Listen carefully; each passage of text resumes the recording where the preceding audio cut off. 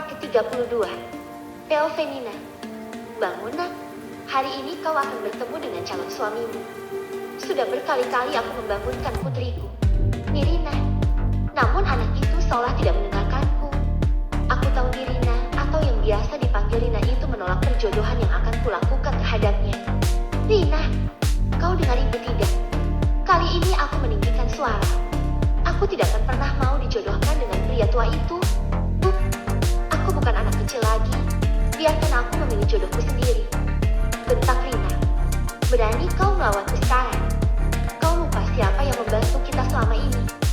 Perjodohan ini sebagai bentuk rasa terima kasih kita pada laki-laki yang akan menjadi suamimu. Semenjak ayahmu meninggal, dialah yang selalu membantu kita. Teriakku. Sudah ribuan kali aku mengatakan ini padanya. Tapi selalu saja dia menolaknya dengan alasan tidak cinta.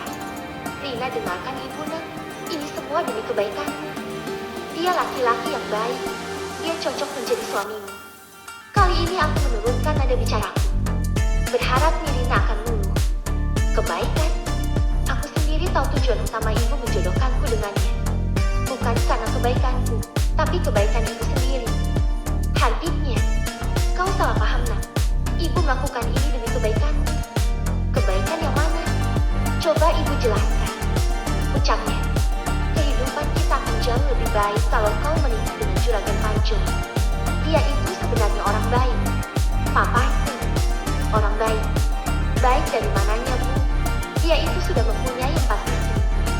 Kalau memang dia orang baik dan tulus membantu kita, dia tidak akan meminta imbalan dengan menikah denganku. Ucap Rina. Tapi ini salah ibu. Tanpa sepengetahuanmu, ibu membuat perjanjian dengan Juragan Parjo. Ibu memang akan menjodohkanmu dengannya saat usiamu 17 tahun. Dan lihat, sekarang usiamu sudah 18 tahun dan kau masih menolak. Sekali aku bilang tidak ya tidak. Kalau ibu masih memaksaku, maka aku akan pergi dari rumah ini. Ucap Nirina mengancam. Sudah berani kau mengancam ibu? Kulayangkan tamparan keras di pipinya. Aku akan menghormati ibu jika ibu tidak memaksakan kehendak. Aku juga butuh kebebasan untuk memilih jalan hidupku. Bu, biarkan aku mencari pria yang kucintai. Bukan pria seperti Juragan Parjo yang kumau. Dia itu sudah mempunyai istri 4 orang. Dan asal ibu tahu, istri-istrinya ditelantarkan. Dia hanya menyangi istrinya selama setahun ke depan. Setelah itu, dia akan mencari istri baru. Begitu seterusnya. Benar apa yang dikatakan Nirina. Tapi biar bagaimanapun, aku sudah membuat perjanjian dengan Juragan Panco. Aku tidak bisa membatalkan perjanjian itu. Aku akan diminta untuk mengganti rugi uang yang selama ini dia berikan padaku. Semenjak suamiku meninggal, aku hidup serba kekurangan. Beruntung saat itu, Juragan Parjo datang menawarkan bantuan padaku. Memberikan biaya hidup sehari-hari, membiayai sekolah kedua anakku. Tapi belakangan aku tahu kalau ternyata Juragan Parjo ada niat terselubung. Dia ingin mempersunting Nirina saat usianya 17 tahun. Karena sudah kepala tanggung, aku terpaksa menyetujui permintaannya itu. Apapun alasannya, kau harus tetap menikah dengan Juragan Parjo. Ibu tidak mau dipenjara karena hutang-hutang itu. Kau harus menolong ibumu ini. Ucapku memaksa. Kenapa tidak ibu saja yang menikah dengannya? Kenapa harus aku? Bentak Nirina. Kalau dia mau, ibu pasti akan menikah dengannya. Tapi semua itu tidak mungkin. Dia hanya menginginkan daun muda sepertimu. Nah, itu ibu tahu. Itu artinya dia laki-laki brengsek. Pokoknya aku tidak mau. Lagi pula aku sudah memiliki kekasih. Kekasihku juga orang kaya. Aku akan memintanya untuk melunasi hutang-hutang ibu pada Juragan Parjo.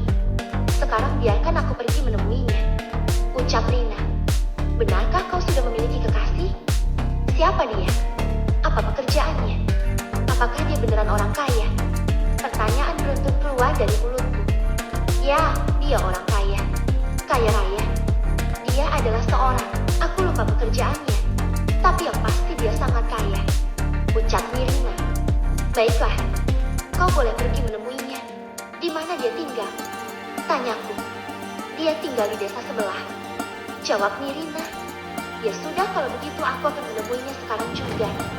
Sambungnya. Bodohnya aku langsung menyetujui permintaannya itu. Tanpa curiga sedikit pun kalau saat itu Nirina telah membohongiku. Aku mulai gelisah saat Nirina tak kunjung kembali. Sudah 3 hari sejak kepergiannya untuk menemui kekasihnya. Aku sendiri ragu, benar atau tidak kalau Nirina itu mempunyai kekasih. Aku memang bodoh. Aku sendiri tahu kalau selama ini Nirina tidak pernah keluar rumah. Lantas kapan dia bertemu dengan kekasihnya itu? Sudah jelas kalau Nirina membohongiku. Bisa mati aku kalau Juragan Parjo mengetahui kalau Nirina tidak berada di desa ini. Dor, dor, dor. Itu pasti Juragan Parjo. Mampus aku. Dari gidoran pintu yang sangat kuat, aku bisa menilai kalau Juragan Parjo sangat marah saat ini. Apakah dia sudah mengetahui kalau Nirina tidak berada di rumah saat ini? Apa yang harus kukatakan padanya? Alasan apa yang harus kuberikan padanya? Nina, keluar kau. Di mana Nirina? Tepati janjimu. Itu suara Juragan Parjo. Ceklek. Aku membuka pintu, melihat Juragan Parjo sudah menunggu di depan pintu bersama Aju dan ajudannya. Mana Nirina? Aku mendengar kabar kalau dia pergi dari desa ini. Kemana kau menyuruhnya pergi? Kau melupakan janjimu. Hah? Seru Juragan Parjo. Maaf Juragan, putri saya Nirina sedang pergi ke rumah temannya. Saya tidak mungkin lupa dengan perjanjian kita. Saya akan tetap menikahkan Nirina dengan Juragan. Ucapku mencoba meyakinkan Juragan Parjo. Apa kau bisa memegang kata-katamu itu? Kau tidak membohongiku kan? Tekan Juragan Parjo. Tidak Juragan. Nirina sedang mempersiapkan dirinya sebelum menjadi istri Juragan. Tapi tolong berikan aku waktu selama beberapa bulan ini untuk mengurus persiapannya. Ucapku. Baiklah kalau begitu, aku akan menunggu. Kuberikan waktu selama 1 bulan ini, dan ini dana untuk acara pernikahanku dengan Nirina. Persiapkan sebagus mungkin. Ucap Juragan Parjo. Dia memberikan uang dalam jumlah banyak. Mataku sampai tidak bisa berkedip melihat uang sebanyak ini. Kalau sudah begini aku tidak bisa menunda lagi.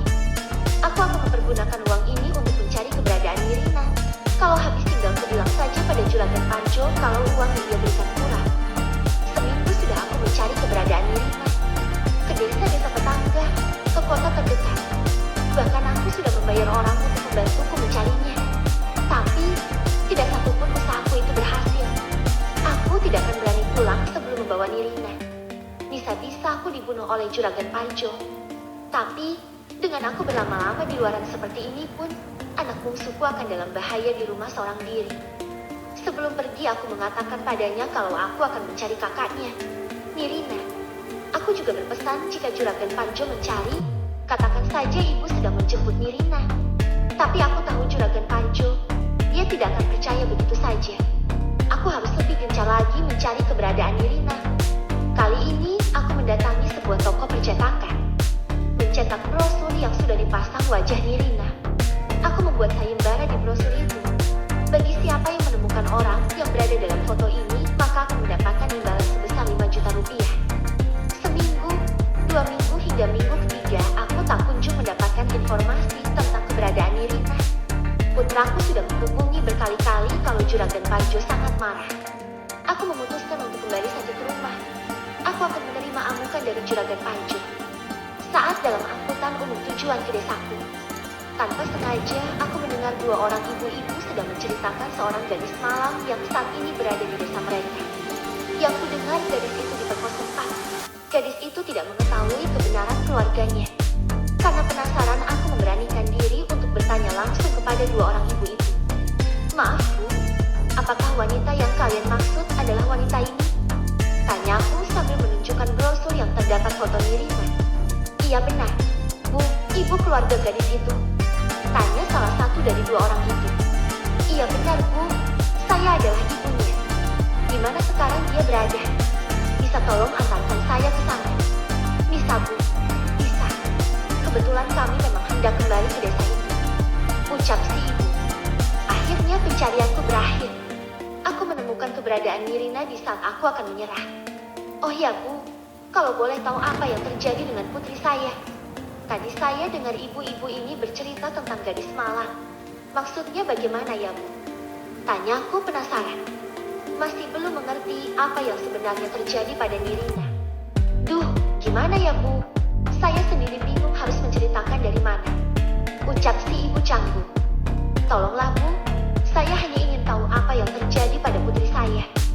Sejak 1 bulan yang lalu putri saya pergi dari rumah. Ucapku dengan wajah sedih. Tidak tega melihatku yang bersedih. Si ibu akhirnya memutuskan untuk menceritakan apa yang terjadi pada Nirina. Hatiku hancur mendengar cerita itu. Bukan karena apa-apa, Juragan Parjo akan marah padaku. Juragan Parjo tidak menerima wanita yang sudah tidak perawan lagi. Bagaimana sekarang? Aku benar-benar berada dalam masalah. Habislah kau Nirina. Aku akan menghajarmu karena telah berani membohongiku. Mari Bu, kita sudah sampai. Si ibu membuyarkan lamunanku. Aku melihat sekeliling. Angkutan umum berhenti di pinggir jalan yang tidak ada rumah satupun. Aku ragu dengan 2 wanita ini. Apakah mereka benar-benar akan membawaku bertemu dengan Nirina? Atau mereka hanya ingin menjebak dan merampokku? Wajar saja aku takut. Saat ini aku sudah membawa uang banyak pemberian dari Juragan Parjo. Uang yang akan digunakan sebagai modal pernikahannya dengan Nirina. Belum lagi perhiasan yang menempel di tubuhku. Kalau di total jumlahnya bisa mencapai puluhan juta. Bukan sombong. Selama ini aku memanfaatkan uang pemberian Juragan Parjo untuk kebutuhanku, termasuk membeli perhiasan ini. Di mana rumahnya? Ini hanyalah hutan. Ucapku ragu. Desa kami memang sangat terpencil, Bu. Kita masih harus naik ojek ke dalam sana. Ucap salah satu dari ibu-ibu itu. Kalian tidak sedang menipuku kan? Tanyaku meyakinkan. Tidak, Bu. Kalau ibu ragu, kami akan menghubungi ketua RT di desa itu. Si ibu langsung menghubungi orang yang dia sebut sebagai ketua RT. Aku sendiri yang berbicara dengan laki-laki parubaya yang menjabat sebagai ketua RT itu. Aku memintanya untuk melakukan video call dan menunjukkan wajah Nirina. Tapi tidak sempat karena supir bus sudah menyuruh kami turun karena masih ada penumpang yang bertujuan ke desa lain. Ayo Bu, kita harus menunggu tukang ojeknya. Kebetulan kami sudah menghubungi tukang ojek langganan. Ucap si ibu. Benar saja. Tidak butuh waktu lama 3 orang mengendarai sepeda motor menghampiri kami. Tanpa banyak bicara 3 orang itu membawa kami menuju desa tujuan. Dalam perjalanan, aku sempat melihat seseorang dokter menggunakan mobil bersama salah satu perawat. Aku jadi teringat cerita ibu-ibu tadi. Apakah dokter itu pelakunya? Nirina, panggilku saat baru saja tiba di sebuah klinik desa. Nirina tampak duduk di atas tempat tidurnya. Bukannya senang melihat kedatanganku. Nirina justru ketakutan. Sialan anak ini. Berarti selama ini dia pura-pura sakit agar tetap berada di sini. Nirina juga berbohong mengatakan tidak tahu nomor keluarganya. Padahal Nirina sangat hafal nomor ponselku. Ibu tadi bilang Nirina juga tidak tahu alamat rumahnya. Padahal Nirina tahu alamat rumah kami. Itu artinya Nirina memang berbohong agar bisa menghindari pernikahannya dengan Juragan Parjo. Aku memeluk tubuh Nirina, lantas membisikkan sesuatu ke telinganya. Jangan macam-macam kamu. Ibu akan menyakiti adikmu kalau kau tidak menuruti perintah itu. Ancamku. Dia sangat menyayangi adiknya. Aku yakin dia akan menuruti perintahku. Bisa tolong tinggalkan saya berdua dengan anak saya, Pak. Aku meminta Pak RT dan beberapa warga yang ada di dalam ruangan ini untuk meninggalkan kami. Apakah benar kalau wanita ini adalah ibumu? Sebelum keluar, Pak RT bertanya pada Nirina, memastikan kalau aku ini benar-benar ibunya. Nirina hanya menjawab dengan anggukan. Setelah itu, Pak RT dan warga lainnya meninggalkan aku dan Nirina hanya berdua saja. Puas kau membohongi ibu. Puas kau melihat ibumu ini menderita. Asal kau tahu, Juragan Parjo akan membawa adikmu kalau kau menolak menikah dengannya. Tapi apa sekarang? Kau sudah rusak Rina. Kau tidak ada gunanya lagi. Juragan Parjo tidak akan mau menerima wanita yang sudah rusak sepertimu. Tanpa belas kasih aku memarahinya. Ampun, Bu. Maafkan aku. Ini juga bukan kemauanku, Bu. Aku diperkosa sempat. Tangis Rina pecah, memeluk kakiku memohon maaf. Katakan pada ibu siapa yang melakukan ini padamu. Warga di sini bilang kau diperkosa oleh seorang yang berprofesi sebagai dokter. Apa itu benar? Siapa orang itu? Katakan. Kalau tidak mengingat ini di klinik, sudah kuhajar habis Nirina. Iya, Bu. Mereka ada 3 orang yang berpakaian dokter. Saat itu aku berbohong pada ibu. Aku mengatakan kalau aku punya kekasih, tapi ternyata tidak. Aku Aku sengaja mengatakan itu agar ibu membolehkan aku pergi dari rumah. Aku tidak mau menikah dengan Juragan Parjo. Nirina menjelaskan sembari menangis. Saat di perjalanan aku tidak punya tujuan. Hingga pada akhirnya aku bertemu dengan 3 orang pria yang mengendarai mobil. Mereka menawarkan pekerjaan padaku. Aku sendiri melihat mereka adalah dokter. Mereka menawarkan pekerjaan sebagai perawat di rumah sakit. Bodohnya aku percaya begitu saja. Aku menurut apa yang mereka katakan. Mereka membawaku pergi, tapi ternyata mereka memperkolima aku dan menyisaku. Sebelum aku kehilangan kesadaran, aku masih mendengar mereka mengatakan bawa saja ke klinik dan letakkan dia di belakang klinik itu. Nanti pasti Bima dan Faiz yang dicurigai. Ucap Nirina menjelaskan kejadian yang dia alami. Kurang ajar. Aku akan membalas semua perbuatan mereka. Batinku, sekarang kau ikut ibu pulang. Jangan melawan atau membantah. Ini adalah teguran buatmu karena kau berbohong pada ibumu ini. Ucapku. Tapi Bu, biarkan aku di sini. Aku mencintai seseorang di desa ini. Aku akan tetap di sini agar bisa bersamanya. Ucap Nirina. Tidak bisa. Kau harus ikut ibu pulang. Tidak bisa menolak. Akhirnya Nirina pasrah saat aku membawanya kembali ke desa tempat tinggal kami. Seminggu setelah kejadian itu, Juragan Parjo kembali datang ke rumah untuk menentukan tanggal pernikahannya dengan Nirina. Persiapkan Nirina, minggu depan adalah hari pernikahan kami. Titah Juragan Parjo. Baik Juragan. Imbuhku. Aku sendiri masih menyembunyikan kebenaran dari Juragan Parjo. Dia belum mengetahui kalau Nirina sudah tidak suci lagi. Setelah kepulangan Juragan Parjo, aku mencari Nirina ke kamarnya. Namun aku tidak menemukan siapapun di sini. Kemana Nirina? Jangan sampai anak itu kabur lagi. Apa ini? Aku menemukan secari kertas di atas tempat tidur Nirina. Ibu, maafkan aku. Aku tidak mau menikah dengan Juragan Parjo. Lebih baik aku mati daripada harus menikah dengannya. Maafkan atas kesalahan-kesalahanku terhadap ibu. Aku akan pergi dari dunia ini. Deh, jantungku berdegup kencang membaca surat yang ditulis oleh Nirina. Aku tidak menyangka kalau dia akan senekat ini. Aku harus segera mencarinya. Kemungkinan dia belum jauh dari rumah ini.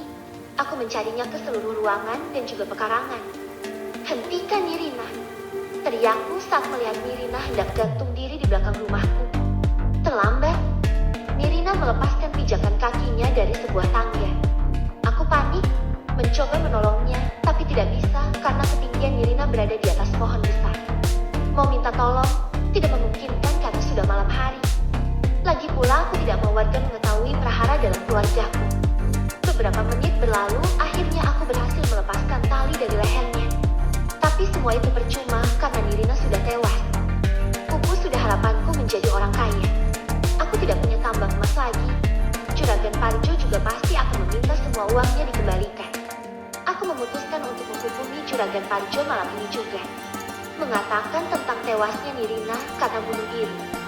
Dia sudah tewas Juragan. Dia memilih mati daripada harus menikah denganmu. Ucapku saat panggilan terhubung. Dasar bodoh. Aku tidak mau tahu. Kembalikan semua uangku atau kau akan menyesal. Ucap Juragan Parjo. Tidak bisa seperti itu. Nirina tewas juga karenamu. Kalau kau terus meminta uangmu kembali, maka aku akan katakan pada semua orang kalau Nirina bunuh diri karena kau memaksanya menikah denganmu. Ancamku. Juragan Parjo memang orang yang baik di luar namun busuk di dalam. Di depan orang-orang dia akan berlagak sebagai dewa penolong. Tapi itu hanya untuk orang yang mempunyai anak gadis saja. 4 istrinya yang saat ini adalah hasil dari menipu keluarga miskin. Berpura-pura membantu. Ujung-ujungnya meminta menikahi anak gadisnya. Orang-orang juga beranggapan kalau Juragan Parjo menikahi anak gadis dari keluarga miskin adalah suatu kehormatan. Dasar bodoh. Bajingan kau Nina. Baiklah, jangan libatkan aku atas tewasnya Nirina. Semua uang itu aku anggap lunas. Ucap tua bangka itu lalu mengakhiri panggilan telepon. Keesokan harinya pemakaman Nirina dimulai. Semua orang bertanya-tanya penyebab kematiannya. Aku beralasan bahwa Nirina frustasi karena musibah yang menimpanya. Dengan sangat terpaksa aku menceritakan kejadian seminggu yang lalu waktu Nirina diperkosa. Aku menjadikan itu sebagai alasan Nirina bunuh diri. Untungnya orang-orang percaya percaya dengan alasan yang kusampaikan. Malam hari saat acara tahlilan selesai, aku memutuskan untuk beristirahat. Sejak kematian Nirina, aku tidak bisa istirahat dengan tenang karena harus mengurus segala keperluan untuk pemakamannya. Perasaan baru beberapa menit aku terlelap. Aku merasakan ada seseorang yang membisikkan sesuatu di telingaku. Aku sangat mengenali suara itu. Itu adalah suara almarhum kakek. Dia memintaku untuk menggali kuburan Nirina dan menyimpan jenazahnya. Kenapa aku baru ingat? Dulunya kakek adalah seorang dukun sakti terkenal. Aku bisa mempelajari ilmu hitamnya untuk membangkitkan kembali jasad Nirina. Aku masih menyimpan kitab keramat pemberian kakek. Bodohnya aku tidak teringat tentang itu. Selain bisa menghidupkan kembali Nirina, aku juga bisa membalas dendam kepada orang-orang yang telah memperkosa tempat Nirina. Malam ini juga aku memutuskan untuk menggali kuburan Nirina dan membawa jenazahnya kembali ke rumah. Aku menyimpannya dalam sebuah kamar. Besok aku akan membeli pengawet jenazah dan juga peti mati. 1 bulan berlalu, aku sudah bisa menguasai ilmu hitam milik kakek. Aku sudah bisa membalas dendam pada orang yang memperkosa tempat Nirina. 3 orang dokter yang sebelumnya bekerja di desa tempat Nirina ditemukan sudah tewas.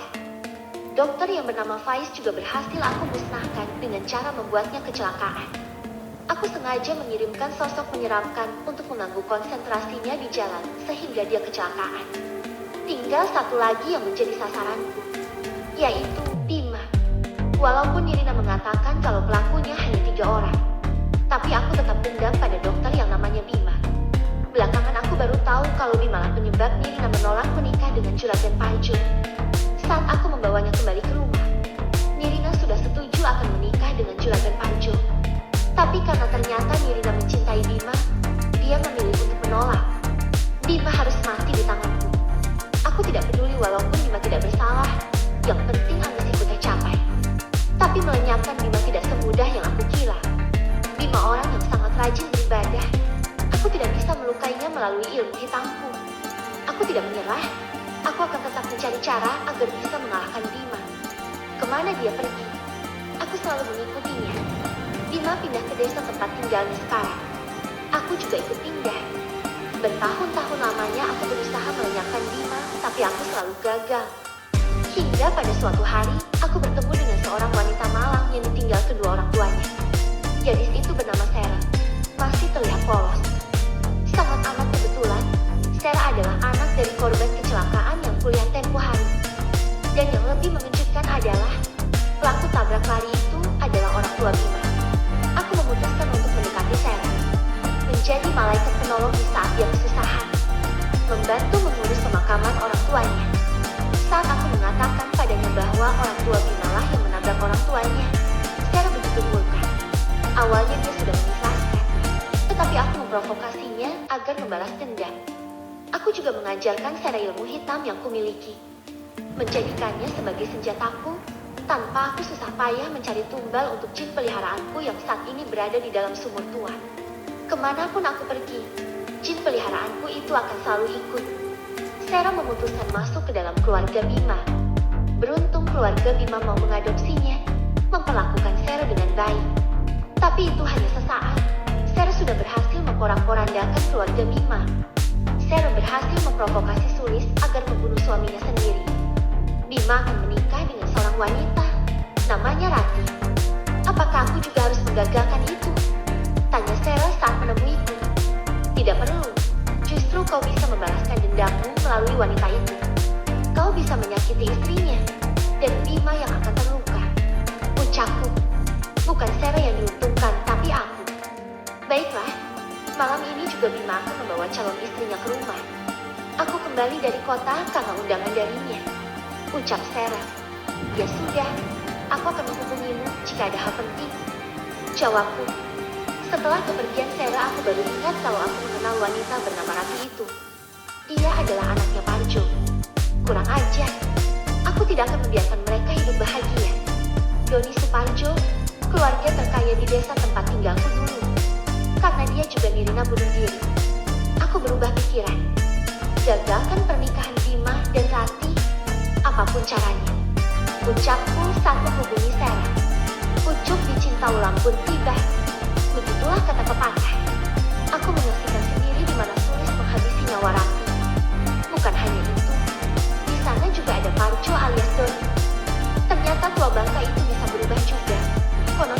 Doni sekarang sudah tidak suka poligami lagi.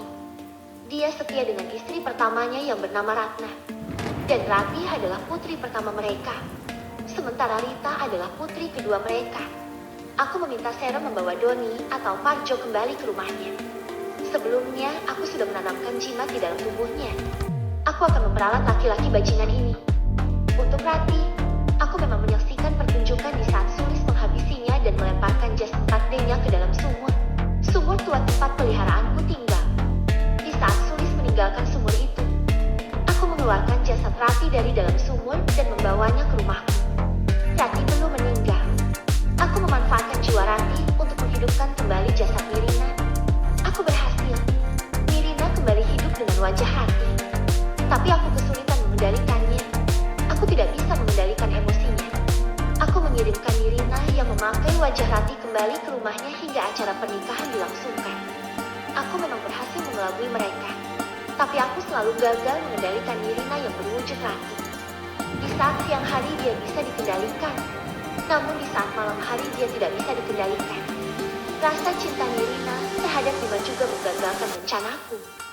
Nirina selalu meminta tolong pada Bima melalui mimpi. Aku tahu maksud Nirina. Dia meminta tolong untuk keselamatan Rati yang hingga saat ini masih hidup. Aku menyembunyikan tubuh Rati di suatu tempat, sementara jiwanya masih berada di dalam jasad Nirina. Tujuanku saat ini adalah keturunan. Kalau Bima bisa memberikan keturunan pada Nirina, maka Nirina akan kembali hidup normal walaupun dengan jiwa Rati. Tapi kalau Nirina tidak bisa mempunyai keturunan dari Bima, aku juga bisa mendapatkan itu dari Rita, adiknya Rati. Tapi kalau semua rencanaku itu gagal, maka terpaksa aku menjalankan rencana kedua, yaitu menghidupkan kembali Rati. Namun setelah mereka punya anak, maka aku akan menukar Rati dan Nirina lagi. Aku butuh anak agar aku bisa memperdalam ilmu hitam yang kumiliki saat ini. Kalau aku bisa memperdalam ilmu hitam yang dipelajari, maka semua bisa kudapatkan termasuk kekayaan dan kehormatan. Ambisiku memang gila, tapi aku tidak akan menyerah walaupun kedua anakku telah menjadi korban. Bersambung. Part ke-33. Rasa penasaran membuatku tidak bisa diam. Malam ini aku harus mengintai Munina di rumahnya. Walaupun Rita melarangku untuk tidak melakukan apapun, tapi aku harus bertindak. Sehabis mengantarkan Rita kembali ke kosnya, aku langsung tancap gas kembali ke desa. Pukul 8 pagi aku sampai di rumah. Titin kebingungan melihatku yang baru saja kembali. Dari mana, Pak? Sepertinya Bibi tidak melihat Bapak sejak tadi malam. Tanya Bi Titin. Tadi malam saya ada pasien. Saya sengaja tidak membangunkan Bibi karena takut mengganggu. Ucapku memberi alasan. Oh ya sudah, Bibi sudah menyiapkan sarapan di meja makan. Kalau butuh sesuatu panggil Bibi berada di belakang jemur pakaian. Ujar Bi Titin. Aku hanya mengangguk menanggapi ucapannya itu. Menikmati sarapan dalam diam. Tak hentinya pikiranku tertuju pada Rita. Senyumnya selalu menari-nari di benakku. Keberaniannya menjadi awal mula aku mulai tertarik padanya. Sebenarnya Rita bukan gadis yang muluk. Dia juga cantik sama seperti Rati. Tapi dulu aku memang belum menyukainya. Berbeda dengan sekarang. Sekarang aku merasa Rita adalah wanita tercantik yang pernah aku kenal. Cie, cie, cie. Pak Bima kenapa senyum-senyum sendiri? Aku tersentak kalau mendengar suara Bi Titin meledekku. Apaan sih, Bi? Ngagetin aja. Gerutuku kesal. Lagian Pak Bima sejak tadi senyum-senyum sendiri. Makanannya diaduk-aduk mulu, bukannya dimakan. Pak Bima lagi jatuh cinta ya? Tanya Bi Titin sembari menaik turunkan alisnya. Sembarangan aja. Bibi udah tua, sebaiknya jangan ikut campur urusan orang yang masih muda. Ucapku disertai tawa meledek Bi Titin. Yaelah Pak Bima sok muda. Ingat umur Pak udah kepala 3. Cari atuh pengganti yang bisa jadi bini. Ucap Bi Titin tak mau kalah. Sebentar lagi saya akan mendapatkan penggantinya, Bi. Bibi tenang aja. Ucapku sembari meninggalkan meja makan. Pukul 10 malam, aku sudah bersiap dengan rencanaku. Aku akan memasuki rumah Munina. Bisa saja aku mendapatkan informasi penting dari rumah itu. Aku masih penasaran apa sebenarnya tujuan Munina dan Sarah. Rita bilang mereka berdua sedang melakukan rencana baru. Apa itu artinya Munina sedang bersama Sarah di kota? Aku meraih ponsel dan menghubungi Rita. memastikan apakah benar jika Bu Nina saat ini berada di kos tempat Sero tinggal. Tat, tat, tat.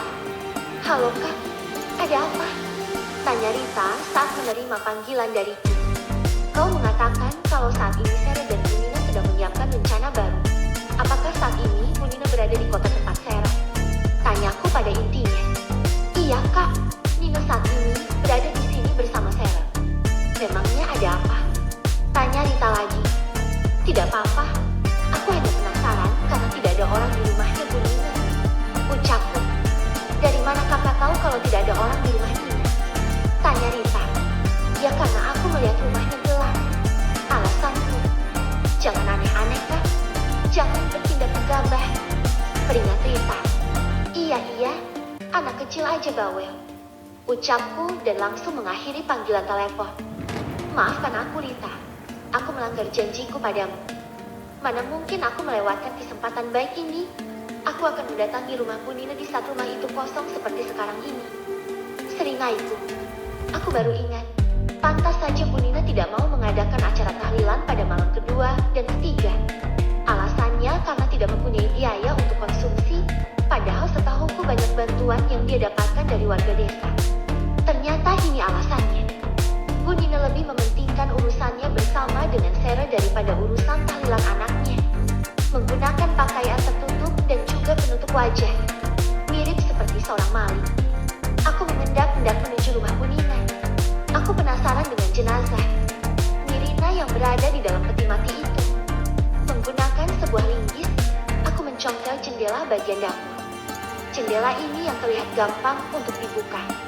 Dan benar saja, hanya butuh 2 kali congkel jendela itu berhasil terbuka lebar. Tidak ingin membuang waktu, aku segera memasuki rumah Bu Nina. Pertama-tama aku memasuki ruangan di mana aku melihat jenazah Nirina tempo hari. Kosong. Kemana jenazah itu? Kenapa tidak ada di sini lagi? Apa jangan-jangan Bu Nina sudah mencurigaiku dan memindahkan jenazah itu ke tempat lain?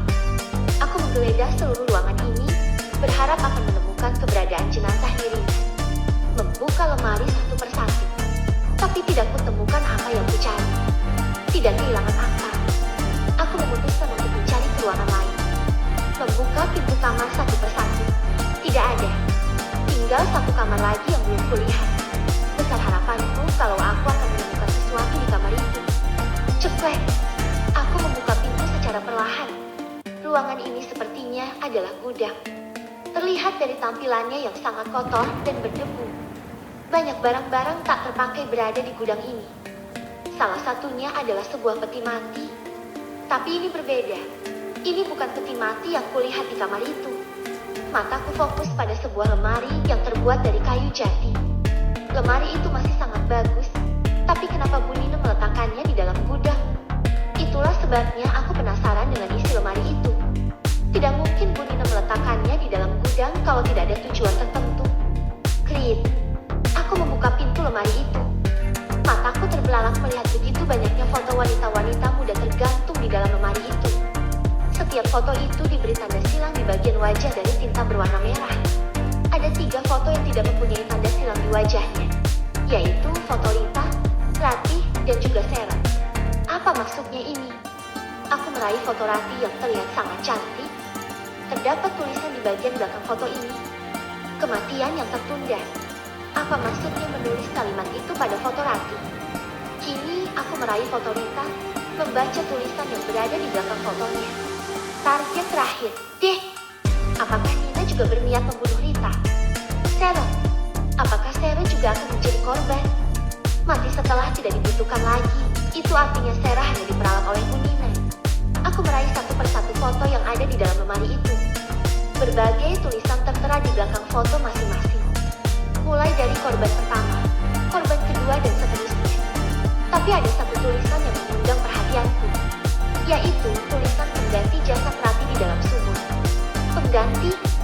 Apa itu artinya Ratih masih hidup? Dan jasad yang kutemukan di dalam sumur itu bukan jasad Ratih. Lantas di mana Ratih sekarang? Apakah benar Ratihku masih hidup? Duk, duk, duk.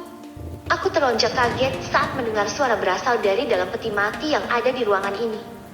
Mati aku kalau sampai ketahuan. Apakah ada seseorang di sana? Apakah itu Rati? Oh Tuhan, apa yang harus kulakukan? Apakah kau harus membuka peti itu atau aku tinggalkan saja? Tekadku sudah bulat. Aku akan membuka peti mati itu dan memastikan siapa yang ada di dalamnya. Bisa jadi itu hanya seekor tikus God. Memegang linggis kuat-kuat, aku sudah bersiaga menyerang jika seseorang di dalam peti itu akan menyerangku. 1, 2, 3. Hiaa. Hampir kulayangkan linggis itu, namun semua terhenti saat aku melihat yang berada di dalam peti mati itu adalah Rati. Wajahnya pucat.